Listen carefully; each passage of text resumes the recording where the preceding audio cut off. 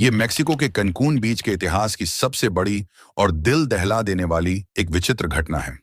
Nicol मोर नाम की एक 39 साल की नर्स मेक्सिको के एक बीच पर लहरों का आनंद ले रही थी। वो समुद्र में कमर तक पानी में खड़ी थी और उसे इस बात की उम्मीद भी नहीं थी कि उसके ठीक पीछे कुछ है। ये पानी इस दिन बाकी के दिनों से काफी शांत था और यहाँ लहरें भी बहुत कम थीं, मगर पानी का ये सन्नाटा अपने अंदर एक खतरनाक रहस्य छुपाए हुए था और चंद पलों में ही सब कुछ बदलने वाला था। तभी अचानक पानी में कुछ हरकत हुई और उससे पहले कि निकोल कुछ समझ पाती, उसकी जिंदगी एक डरावने सपने में बदल चुकी थी। इसके आगे जो हुआ वो जानकर आपके रोंगटे खड़े होने वाले हैं, तो इस कहानी को जानने के लिए हमारे साथ अंत तक बने रहिएगा और वीडियो को लाइक और चैनल सब्सक्राइब जरूर से कर लीजिएगा। ऐसा कहा जाता है कि मेक्सिको के कैनकुन बीच पर जितना खूबसूरत दिन होता है, उससे भी कई गुना खूबसूरत वहां की शाम होती है। और ऐसा ही एक खूबसूरत दिन था 31 जनवरी 2011 का। और इस दिन निकोल मोर नाम की 39 साल की एक लेडी, जो पेशे से एक नर्स थी, वो बीच पर अपने कुछ दोस्तों के साथ वीकेंड बिताने गई थी। दोपहर के करीब 1 बजे वो सभी दोस्त मिलकर बीच पर वॉलीबॉल खेल रहे थे और करीब 1 घंटा वॉलीबॉल खेलने के बाद निकोल को छोड़ सभी लोग होटल में लंच के लिए चले जाते हैं। ये एक बीच होटल था जो बीच से कुछ कदमों की दूरी पर ही था और यहीं इन सब का स्टे था। दूसरी तरफ निकोल बीच किनारे अकेले ही टहल रही थी और फिर वो समंदर के पानी में आगे बढ़ती है और आगे बढ़ते हुए वो कमर तक पानी में जाकर खड़ी हो जाती है। निकोल को पानी में खड़े रहना काफी अच्छा लग रहा था, इसीलिए वो वहीं खड़े होकर पानी का आनंद ले ही रही थी कि तभी उसे कुछ दूरी पर जेट स्की करते 2 लोग आवाज देते हैं। मगर निकोल समझती है कि वो दोनों पानी में मजे कर रहे हैं, जबकि वो दोनों निकोल को सचेत करने की कोशिश कर रहे थे, क्योंकि उन्होंने निकोल के पास ही 2 बड़ी टाइगर शार्क्स देखी थी। जी हाँ, वहां पर 2 बड़ी शार्क्स थीं, वो भी ठीक निकोल के पीछे ही। मगर निकोल इस बात से बिल्कुल ही अनजान थी और पानी में वो अपनी मौज में लगी थी। हालांकि वहां पानी सिर्फ कमर तक ही था, जिस वजह से एक शार्क वापस लौट गई थी, मगर फिर भी एक शार्क वहीं निकोल के पीछे ही थी। ये शार्क पानी में निकोल को देख चुकी थी और इसीलिए वो अब उसे छोड़कर वापस नहीं जाना चाहती थी और धीरे धीरे वो उसके बिल्कुल नजदीक आ जाती है।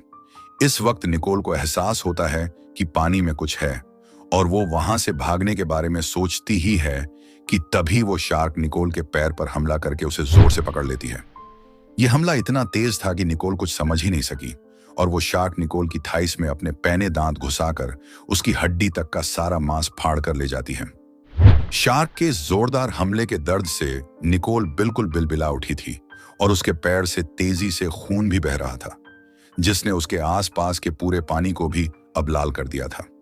अब निकोल की आंखों के आगे भी अंधेरा सा छाने लगा था, मगर फिर भी निकोल ने थोड़ी हिम्मत जुटाकर लंगड़ाते हुए ही किसी तरह किनारे की ओर तैरना शुरू करा। निकोल धीरे धीरे आगे बढ़ ही रही थी कि वो शार्क वापस लौट आती है। इस शार्क ने निकोल का स्वाद ले लिया था और शायद इसी वजह से वो अब उसे पूरा खाना चाहती थी, इसीलिए वो वापस लौट आई और फिर एक बार उसने निकोल पर अटैक करा और इस बार उसने उसका उल्टा हाथ अपने मुंह में दबा लिया और उसे घसीट के गहरे पानी में ले जाने लगी। निकोल को वो टाइगर शार्क तेजी से गहरे पानी में घसीट रही थी और बचने के लिए निकोल यहां वहां हाथ पैर मारकर छटपटा रही थी। क्या अब यही निकोल का अंत था? नहीं, जरा ठहरिए, ये निकोल का अंत नहीं था। वो अब उस शार्क से लड़ने का पूरा प्रयास करती है और अपने शरीर में बची पूरी ऊर्जा का इस्तेमाल करके वो अपने दूसरे हाथ से शार्क की नाक पर एक जोरदार घूंसा मारती है और ये घूंसा पड़ते ही वो शार्क निकोल को छोड़ देती है। निकोल किसी तरह उस शार्क के मुंह से तो निकल गई थी, लेकिन अब भी उसके सामने 3 खतरे थे। पहला खतरा ये कि निकोल बुरी तरह से घायल हो गई थी और उसका बहुत रक्त बह चुका था, जिस वजह से वो कभी भी बेहोश हो सकती थी। और दूसरा खतरा यह था कि वो शार्क कभी भी फिर वापस आ सकती थी। और तीसरा खतरा था कि वो अब भी बीच से काफी दूरी पर थी। हालांकि ये दूरी कुछ मीटर की ही थी, मगर निकोल की स्थिति ऐसी थी कि उसे ये दूरी कईयों किलोमीटर की लग रही थी, क्योंकि निकोल का उल्टा हाथ बस छूल रहा था और उसका हाथ पर से वो पूरा कंट्रोल अब खो चुकी थी। वहीं उसका उल्टा पैर भी अब काम करना बंद कर चुका था और एकदम सुन्न पड़ गया था। और ये सब इतनी जल्दी हुआ था कि लोग जब तक स्थिति को समझे तब तक तो वो शार्क अपना काम कर चुकी थी। इससे आप इस बात को समझ सकते हैं कि एक शार्क कितनी फास्ट अटैकर होती है। मगर इसके पहले कि वो शार्क वापस आकर निकोल को अपने साथ ले जाती, उसके पहले ही एक जेट स्की निकोल के पास तक मदद के लिए पहुंच गई थी और उसे किसी तरह से वो लोग जेट स्की के सहारे वापस किनारे तक ले आते हैं। किनारे पर निकोल को देखने के लिए लोगों की भीड़ जमा हो गई थी और एम्बुलेंस को भी वहां फौरन बुलाया गया। हालांकि निकोल अब भी होश में थी, मगर अब वो बुरी तरह से थक कर चूर हो चुकी थी और निकोल के शरीर का आधे से ज्यादा रक्त भी बह चुका था और ये रक्त बहता ही चला जा रहा था, जिस वजह से अब निकोल बेहोश हो रही थी। मगर निकोल पेशे से एक नर्स थी और मेडिकल प्रैक्टिस में उसने ये सीखा था कि बेहोशी का मतलब जान का खतरा होता है। यानी कि अगर उसकी आंख बंद हुई तो हो सकता था कि उसके बाद उसे दोबारा कभी होश ही ना आए, जिस वजह से निकोल लोगों से कहती है कि उसे सोने ना दें और उसे जगा कर रखें। जिसके बाद एम्बुलेंस के आते ही तुरंत निकोल को नजदीकी हॉस्पिटल ले जाया जाता है और रास्ते भर निकोल को बस यही ख्याल सता रहा था कि उसकी 2 बेटियां हैं, जिन्हें शायद अब वो कभी नहीं देख सकेगी। निकोल की 6 और 8 साल की 2 बेटियां थीं, लेकिन जब निकोल हॉस्पिटल पहुंची तब तक वो गहरी बेहोशी में जा चुकी थी, क्योंकि उसकी बॉडी का 50% से भी ज्यादा ब्लड लॉस हो गया था, जिस वजह से निकोल की हालत बेहद क्रिटिकल हो चुकी थी और अब उसके बचने की संभावना भी बिल्कुल ना के बराबर थी, क्योंकि उसके बॉडी ऑर्गन्स ब्लड सर्कुलेशन रुकने से बंद पड़ने लगे थे और रक्त की कमी के चलते उसकी सांसें भी रुक गई थी। ऐसी स्थिति में डॉक्टर्स ने तुरंत ही निकोल का एक ऑपरेशन किया। यह ऑपरेशन 8 घंटे लंबा चला, जिसमें निकोल को वेंटिलेटर पर रखकर आर्टिफिशियल सांसें दी गई। साथ ही उसे रक्त भी चढ़ाया गया और उसके दिल से जोड़कर एक सेंट्रल लाइन डाली गई, ताकि उसके दिल को पर्याप्त रक्त मिलता रहे और दिल काम करता रहे। हालांकि उसके अगले दिन ही निकोल वापस होश में भी आ गई थी, मगर असहनीय दर्द के चलते उसे पेन किलर्स पर ही रखा गया। इसी दौरान निकोल के दोस्तों को वहीं बीच से ही उसकी थाइस के मांस का एक बड़ा टुकड़ा भी मिला। ये वही टुकड़ा था जिसे शार्क ने काट के निकाल लिया था, जिसे हॉस्पिटल में डॉक्टर्स को दिया गया और डॉक्टर्स ने एक और ऑपरेशन करके वो टुकड़ा वापस निकोल की थाइस में जोड़ दिया। मगर डॉक्टर्स ने यहाँ एक बड़ी गलती भी कर दी और वो गलती ये थी कि थाई में वापस वो मांस का टुकड़ा उन्होंने सीधा ही जोड़ दिया और रक्त मिलने वाली उसकी नसें उन्होंने जोड़ी ही नहीं, जिस वजह से रक्त न मिलने के कारण वो मांस का टुकड़ा सड़ने लगा और वहीं दूसरी तरफ उसका घायल हाथ भी अब घाव से सड़ने लगा था।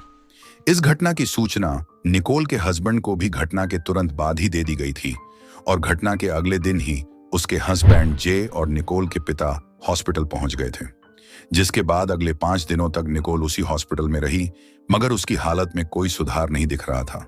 उल्टा उसके हाथ और पैर अब सड़ने से लगे थे। तब निकोल के हस्बैंड जे ने तुरंत ही एयर एम्बुलेंस का इंतजाम करा और वो उसे टोरंटो ले गए, जहां plastic surgeon doctor Laura Snell के अंडर निकोल का ट्रीटमेंट हुआ।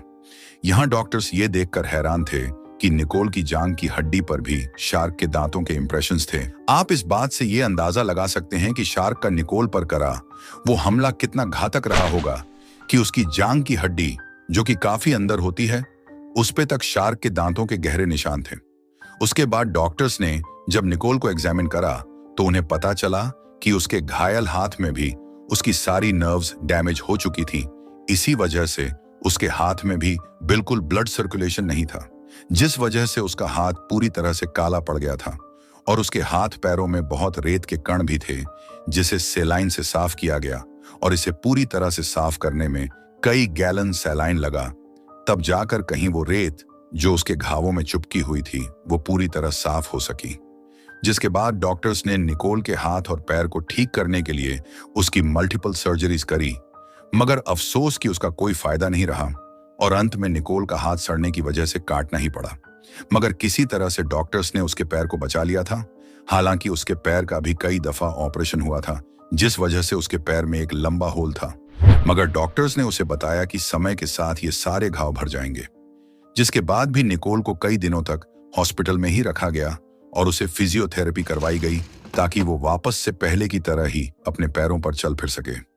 ये घटना 31 जनवरी 2011 को घटी थी और 1 अप्रैल को, यानी कि हादसे के कई महीनों बाद, निकोल को कहीं जाकर अब डिस्चार्ज किया गया था। आप स्क्रीन पर निकोल की हादसे के वक्त की और रिकवरी के बाद की कुछ असल पिक्चर्स भी देख सकते हैं। पूरी तरह से रिकवर होने के बाद निकोल वापस अपने नर्सिंग के काम पर भी लौट गई थी, आज निकोल एक एनजीओ के साथ मिलकर शार्क अटैक विक्टिम्स के लिए भी काम कर रही है। साथ ही निकोल के साथ घटे इस दर्दनाक हादसे पर शार्क असॉल्ट नाम की एक किताब भी लिखी गई है, जिसके ही कुछ अंश हमने आज आपके साथ साझा करेंगे। तो ये थी निकोल मूर की जिंदगी की एक सच्ची दास्तां।